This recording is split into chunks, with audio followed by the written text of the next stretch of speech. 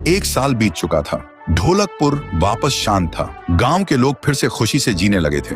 हर पूर्णिमा को लोग एक दिया जलाकर ठुन ठुन ठुन साहुर को याद करते थे। पर एक रात कुछ ऐसा हुआ जो फिर से सब कुछ बदल के रख दिया। लाशें फिर से मिलने लगी। हर 2 दिन बाद किसी न किसी के घर के सामने एक कटी हुई लाश पड़ी होती। गांव फिर से कांप उठा। एक दिन सब लोग महाराज के पास पहुंचते हैं और रो रो कर गांव की घटनाओं के बारे में बताते हैं। रात को महाराज 2 सेनापतियों से कहते हैं, जाओ और खोजो इस कांड के पीछे कौन है। लेकिन सुबह सिर्फ उनकी लाशें लौट कर आईं। एक का सिर था ही नहीं, दूसरे के पैर कट चुके थे।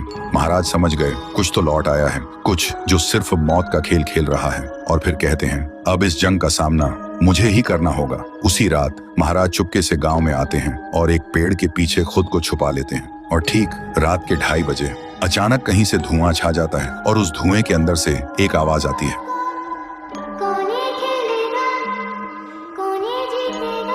और फिर धुएं के बीच से निकलती है एक गुड़िया, गोल आंखें, एक बेजान सी मुस्कान, लेकिन चेहरा मौत का पैगाम। वो गुड़िया एक घर के गेट तक जाती है और बच्चों जैसा एक गाना गाने लगती है। उसके गाने की आवाज सुनकर एक आदमी बाहर आता है और अगले ही पल वो गुड़िया उसका सिर चबा जाती है। वो आदमी तड़प तड़प के वहीं जमीन पर गिर जाता है। महाराज सब कुछ देखते हैं। उनकी आंखें भर जाती हैं। उन्हें समझ आ जाता है इसके सामने जाना मतलब खुद का अंत लिखना है। अगली सुबह गांव के लोग इकट्ठा होते हैं। महाराज कहते हैं, ये पिछले भूत से भी ज्यादा डरावनी है। इसे सिर्फ वही हरा सकता है जो मौत को पहले ही हरा चुका है। और फिर एक पूर्णिमा की रात सब लोग दिया जलाकर पुकारते हैं, आप वापस आइए, आपके बिना ये गांव जिंदा तो है पर जीने जैसा नहीं। तभी एक आवाज गूंजती है, और उसी देह की आग से एक जलता हुआ पेड़ बनने लगता है और उसी पेड़ में से ठुन ठुन ठुन साहुर निकलता है। तभी फिर से वही धुआं छा जाता है और उसके साथ ही एक आवाज।